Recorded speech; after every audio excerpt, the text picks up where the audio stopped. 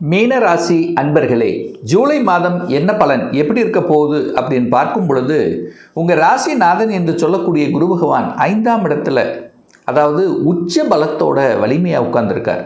ராசிநாதன் வலிமை பெறுகிறது. ராசிநாதன் ராசியை பார்க்கிறார்.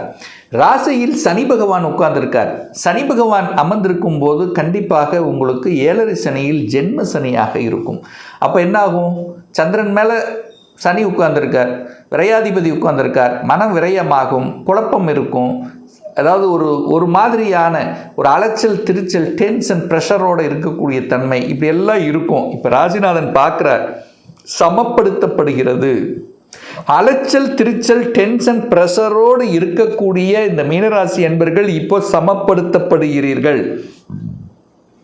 அதாவது குழப்பத்திலிருந்து விடுதலை கிடைக்கக்கூடிய அமைப்புகள் உண்டு. முதலில் பாவத்துவம், முதலில் குழப்பம், முதலில் ஒரு மாதிரி அழுத்தமாக இருக்குது, பிடிக்கல, ஒரு கன்ஃபியூஷன் இருக்குது, இது செய்யலாமா வேண்டாமா, கடைசியில் ஒரு டிசிஷன் எடுத்துருவீங்க.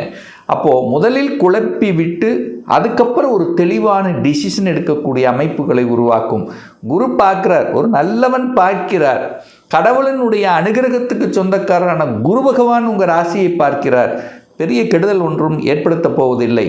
குல தெய்வத்தினுடைய அருள் பரிபூர்ணமாக இந்த மீனத்துக்கு அவசியம். ஏன் சொல்கிறேன்னா, குரு என்கின்ற கிரகம் 9ஆம் இடத்தையும் 11ஆம் இடத்தையும் ராசியை பார்க்குறார். எவ்வளவு கஷ்டங்கள் இருந்தாலும், மன சங்கடங்கள் இருந்தாலும், இந்த மாதம் ஒரு தடவை உங்கள் குல தெய்வத்துக்கு சென்று உங்கள் பிரார்த்தனை வச்சுட்டு வாங்க. எல்லாமே சரியாக போடைய அமைப்புங்கிறது பரிபூர்ணமாக இருக்கிறது. அதனால் இந்த மீனராசி என்பர்கள் 7.5 சனி ஜென்ம சனி அப்படி இப்படின்னு நீங்கள் பயப்பட வேண்டிய அவசியம் என்பது இல்லை. ஆனால் அதே சமயத்தில் பார்த்தீங்கன்னா, சந்திரன் மனசு தான் உங்களுக்கு மிகப்பெரிய ஒரு பலகீனம். அப்படின்னா சந்திரன், அதுவும் அந்த சந்திரன் உங்கள் ராசியில் உங்கள் ஜென்ம ஜாதகத்தில் ஒரு ராகுவோடு சேர்ந்துருக்கு, ஒரு பாவ கிரகங்களின் தொடர்பில் இருக்குது அப்படின்னா ஒரு குழப்பங்கள் அதிகமாக இருக்கும். மற்றபடி நீங்கள் பயப்பட வேண்டிய அவசியம் இல்லை.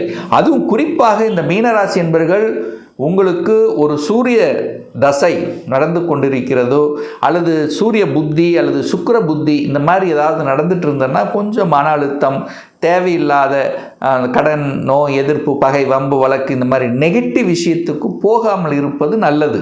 யாரெல்லாம் சூரிய புத்தி ஓடிக்கொண்டிருக்கின்றவர்கள், சுக்கிர புத்தி ஓடிக்கொண்டிருக்கின்றவர்கள் கொஞ்சம் கவனம், எல்லா விதத்திலும் கொஞ்சம் கவனம். ஏன்னா 6ஆம் அதிபதியினுடைய புத்தி 8ஆம் அதிபதி புத்தி நடக்கும்போது மனம் கொஞ்சம் சங்கடப்படும். அப்படிங்கிற அமைப்புக்கு ஏற்ப குடும்பம் எப்படி சார் இருக்கு? குடும்பாதிபதி தனக்கு 2ல் இருக்கு. பணத்தில் ஏதாவது கஷ்டம் இருக்குமா? இல்லை. பணத்தை கையாளுகின்ற விஷயத்தில் கவனம், அவ்வளோதான். இப்போ போய் நான் சொந்த தொழில் செய்ய போகிறேன், பணத்தை எதையாவது இன்வெஸ்ட் பண்ண போகிறேன், கொஞ்சம் யோசிக்கணும். அப்படிங்கிறத கொஞ்சம் மனசில் வச்சுக்குங்க. ஒரு புள்ளி வச்சுக்குங்க, ஒரு புள்ளி வச்சு கோலம் போடுங்க. அதுக்கப்புறம் அதாவது யோசனை இல்லாமல் செய்து விட வேண்டாம் அப்படிங்கிறத மைண்டில் வச்சுக்குங்க. இந்த மீனராசி என்பர்கள் 4ஆம் அதிபதி 4ஆம் இடத்திலேயே ஆட்சி பலத்தோட ஸ்ட்ராங்காக இருக்கார். சுகஸ்தானாதிபதி வலிமையாக இருக்குது. சார் நான் ஒரு வீடு வாங்கணும், இடம் வாங்கணும்னு ஆசைப்படுறேன், இந்த காலகட்டம் வாங்கலாமா அப்படின்னு கேட்டிங்கன்னா வாங்கலாம், வாங்குவதற்கு எந்த தடையும் இல்லை. அங்கே புதன் வக்ரமாக இருக்கார். டாக்குமெண்ட்டுக்கு காரகிரகமான புதன் வக்ரமாக இருக்கும்போது டாக்குமெண்ட்டில் ஏதாவது வில்லங்கம் இருக்கக்கூடிய ஒரு பிரச்சனை இருக்கக்கூடிய இடத்தை உங்கள் கண்ணு முன்னாடி காமிச்சுட்ரும். நீங்கள் அதை எப்போ வாங்குறீங்க, இடத்த வாங்குற, நிலத்தை வாங்கினா கண்டிப்பாக அலசி ஆராய்ந்து வாங்க வேண்டும் என்பதை மட்டும் மனதில் பதிய வைத்தால் போதுமானது. 5ஆம் இடம் வலிமையாக இருக்குது. 5ஆம் இடம் வலிமையாக இருக்கும்போது உங்களுடைய பூர்வீகம் வலிமையாக இருக்குன்னு அர்த்தம். அப்போ பூர்வீகம் வலிமையாக இருக்குது, குலதெய்வம் வலிமையாக இருக்குது. அப்புறம் என்ன? உங்களுடைய அப்பா உங்களுக்கு ஹெல்ப் பண்ண போகிறார். ஏதோ ஒரு வகையில் ஒரு நல்லது செய்ய நடக்க இருக்கிறது. தாய் தகப்பனுடைய அனுகிரகம் என்பது இந்த மாதம் பரிபூர்ணமாக இருக்கிறது இந்த மீனராசி என்பவர்களுக்கு. 6ஆம் இடம் கடன், நோய், எதிர்ப்பு, பகை, வம்பு, வழக்கை குறிக்கக்கூடிய 6ஆம் இடத்தில் சுக்கிர பகவான் உட்கார்ந்திருக்கார். சுக்கிரனுங்கிறது யார்? 8க்குரியவன், அட்டமாதிபதி, வலிவேதனை கொடுக்கக்கூடியவன் 6ல் உட்கார்ந்துருக்கு. அப்போ என்ன அர்த்தம்? வலிவேதனை கொடுக்கக்கூடிய எந்த ஒரு நிகழ்வுக்கும் செல்லக்கூடாது. சண்டை போட்டிங்கன்னா சண்டை பெருசாகும். கடன் தன்னுடைய கெப்பாசிட்டிக்கு மேலே போயிடக்கூடாது. அப்போ கடனை அதிகப்படுத்தி விட்டுரும். வம்பு வழக்கு கோர்ட்டு கேஸ் சம்மந்தப்பட்ட எந்த ஒரு விஷயத்துக்குள்ளே போயிடக்கூடாது. ஏன்னா 8ஆம் அதிபதி 6ஆம் இடத்தில் உட்கார்ந்துருக்கார். அப்போ பெருசாக்கக்கூடிய அமைப்புகளை உருவாக்கிறோம். சுக்கிரன் கேதுவோடு சேர்ந்துருக்கு. இந்த காதல் இந்த மாதிரி இதில் போனீங்கன்னா ஏதோ ஒரு வகையில் உங்களுக்கு ஒரு தொந்தரவு கொடுக்குங்கிறதுல எந்தவித மாற்று கருத்து இல்லை. அப்போ கரெக்டாக இருக்கணும் அப்படிங்கிறத மைண்டில் வச்சுக்கோங்க. ஏன்னா உங்களை ஏமாத்திடும். சுக்கிரன் 6ஆம் இடத்தில் உட்கார்ந்துருக்கார். காதல் காரக கிரகமான சுக்கிரன் 6ல் இருந்து அங்கே கேதுவோடு சேர்ந்துருக்கு. அப்போ ஏதோ ஒரு பிரச்சனை பண்ணுவதற்கு ரெடியாக இருக்கிறதுன்னு அர்த்தம். அப்போ கலக்கிற காரக கிரகம் அதே சுக்கிரன் தான். சுக்கிரன் கேதுவோடு இருக்குது. அப்போ மனைவி கணவன் சண்டை போடக்கூடாது. சண்டைக்குள்ளே போனீங்கன்னா பெருசாக்குன்னு அர்த்தம். அதுவும் உங்களுக்குள்ள சண்டை வருதோ இல்லையோ 3ஆம் நபர்களால் சண்டை வருவதற்கான வாய்ப்புகள் அதிகமாக இருக்குது. ஏன்னா கேதுங்கிறது அந்நியர்கள். அப்போ என்ன சொல்ல வர அப்படின்னா, நெகட்டிவ் விஷயத்துக்குள்ளே போகக்கூடாது. பாசிட்டிவ் விஷயத்துக்குள்ளே அன்பு பாசம் இதை கொடுங்க. நீங்கள் அன்பு பாசத்தை கொடுத்தீங்கன்னா அன்பு பாசம் ரிட்டர்ன் வரும்னு அர்த்தம். நீங்கள் சண்டைக்கு போனீங்கன்னா சண்டை அதிகப்படுத்தும்னு அர்த்தம். ஏன்னா சந்திரன் மறைக்கப்படுகிறது, மனம் மறைக்கப்படுகிறது. என்றைக்கோ நடந்த பிரச்சனை அதை இப்போ இன்றைக்கி கிளப்பி விட்டுரும். அப்போது மீனராசி என்பவர்களுக்கு குரு ராசிநாதன் வலிமையாக இருக்குது, நீங்கள் வலிமையாக இருக்குது. அப்போ நீங்கள் எதுக்கு பயப்பட வேண்டிய அவசியம் இல்லை. ஆனால் நெகட்டிவ் விஷயத்துக்குள்ளே போகக்கூடாதுங்கிறத ஆழமாக மனதில் பதிய வைத்துக் கொள்ளுங்கள். பாக்யாதிபதி பாக்யஸ்தானத்தை பார்க்கிறார். நல்ல அமைப்பு தான். அதான் சொன்னேன், தாய் தகப்பன் மூலமாக நல்லவைகள் நடக்கக்கூடிய ஒரு நல்ல மாதமாக உங்களுக்கு அமையப்பெறும். இந்த அரசு சார்ந்த விஷயங்கள், அதிகாரங்கள், பெரிய மனிதர்களின் தொடர்புகள் ஒரு சில இந்த மீனராசி என்பவர்களுக்கு நிச்சயமாக ஏற்படுத்தும். பதவி உயர்வு கிடைக்குமா சார் இந்த காலகட்டம்? நிச்சயமாக கிடைக்கும். ஏன்னா 10ஆம் அதிபதி உச்சமாக இருக்கார், வலிமையாக இருக்கார். ஒரு சிலருக்கு பதவி உயர்வு கிடைக்கும், இடமாற்றம் கிடைக்கும். எது கிடைத்தாலும் அதை ஏற்றுக்கொள்வது புத்திசாலித்தனம். மீனராசி என்பர்கள் இந்த கோபப்படுறது, ஆக்ரோசப்படுவது முற்றிலுமாக தவிர்க்கணும். ஏன்னா விரையாதிபதி உங்கள் ராசியில் உட்கார்ந்துருக்கார்.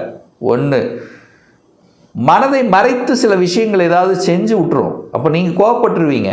அப்போ கோவப்பட்டு அவசரப்பட்டு வேலை விட்டீங்கன்னா இன்னொரு தடவை வேலை கிடைப்பதற்கு ஒரு 2 மாதம் 3 மாதம் எடுத்து உங்களுக்கு மனம் ஏதோ ஒரு வகையில் ஒரு கஷ்டத்தை கொடுக்கும். அப்போ வேலை மாறணும் அப்படின்னா இன்னொரு வேலையை அமைச்சிக்கிட்டு தான் மாறணும். இதை மட்டும் ஆழமாக மனசில் வச்சுக்குங்க மீனராசி என்பர்கள். ஒவ்வொரு மாதம் நான் சொல்வது, மீனராசி என்பர்கள் அவசரப்பட்டு வேலையை விட்டு அதுக்கப்புறம் தேடக்கூடாது. அப்படி மாறணும்னா இன்னொரு வேலையை அமைச்சிக்கிட்டு தான் மாறணும். இதை ஆழமாக மனதில் பதிவு வைத்துக் கொள்ளுங்கள். இந்த ஜென்ம சனி முடிகிற வரைக்கும் அப்படிங்கிறத மைண்டில் வச்சுக்கோங்க. குரு 11ஆம் இடத்தை பார்க்கறதுனால கடவுளினுடைய அனுகிரகம் உண்டு. குழந்தைகள் ஆசைகள் நிறைவேற்றுவதற்குண்டான முயற்சியில் அந்த குழந்தைகளுக்காகத்தான், அந்த குழந்தை அப்படிங்கிற அந்த விஷயத்துக்காக தான் உங்களுடைய அந்த முயற்சி, தன்னம்பிக்கை இதெல்லாம் கிடைக்கும். அப்போ குழந்தைகளுக்காகவே நான் இருக்க அப்படிங்கிற மாதிரி இருக்கும். அந்த குழந்தைகள் அப்படிங்கிறது இந்த மாதம் பரிபூர்ணமாக இருக்கிறது. குழந்தை பாக்கியம் இல்லாத மீனராசி என்பவர்களுக்கு குழந்தை பாக்கியம் கொடுக்கக்கூடிய அமைப்பு பரிபூர்ணமாக இருக்கிறது. எவ்வளோ கஷ்டங்கள் பட்டிருப்பீங்க, அந்த கஷ்டங்கள் எல்லாம் குழந்தைகள் மூலமாக, குழந்தை நலத்தின் மூலமாக இது நல்லபடியாக அமையும். இயற்கையாகி இறைவன் கொடுத்த அனுகிரகம். உங்கள் குலதெய்வத்தை கெட்டியாக பிடித்து கொள்ளுங்கள் மீனராசி என்பவர்கள். வேறு எதுவும் வேண்டியதில்லை. சார் வெளியூர் வெளி மாநிலம் செல்லக்கூடிய அமைப்பு இருக்கா? அதெல்லாம் எந்த தடையும் இல்லை. ஏன்னா ராகு 12ல் இருக்கார். அப்போ வெளியூர் வெளி மாநிலம் அந்நிய தேசத்துக்கு சென்று வரக்கூடிய அமைப்பு உண்டு. ஒரு சிலருக்கு அலைச்சல் திருச்சல் டென்ஷன் ப்ரெஷர் கண்டிப்பாக இருக்கும். 2 மணி நேரம் எக்ஸ்ட்ரா வேலை செய்யக்கூடிய தன்மையும் ஒரு சில மீனத்துக்கு இந்த மாதம் இருக்கும். ஆனால் அதுக்கு உண்டான அந்த பணவரவு கண்டிப்பாக உண்டு. பொருளாதார மேன்மையில் எந்த குறைபாடும் வைக்கப் போவதில்லை. அகம் சார்ந்த விஷயத்தில் மட்டும், மனசு சார்ந்த விஷயத்தில் மட்டும் பாசிட்டிவ் தான் நினைக்கணும் இந்த மீனராசி அன்பர்கள். இடம், நிலம், வீடு, வண்டி, வாகனம் வாங்குவதற்கு தடை இல்லை. ஏற்கனவே சொன்ன மாதிரி அதில் எந்த தடை இல்லை. டாக்குமெண்ட் மட்டும் பர்ஃபெக்டாக இருக்குங்கிறது பார்த்துக்குங்க. வேலை மாறணும் அப்படின்னா இன்னொரு வேலையை அமைச்சிக்கிட்டு தான் மாறணும், இதில் மாற்று கருத்து இல்லை. முதலீடுகளில் ஆர்வத்தை செலுத்துங்கள். அதாவது ஒரு இன்வெஸ்ட்மெண்ட்டில், ஃப்யூச்சருக்காக இன்வெஸ்ட்மெண்ட்டில் சேமிப்புக்கு முக்கியத்துவம் கொடுங்கள் மீனராசி அன்பர்கள்.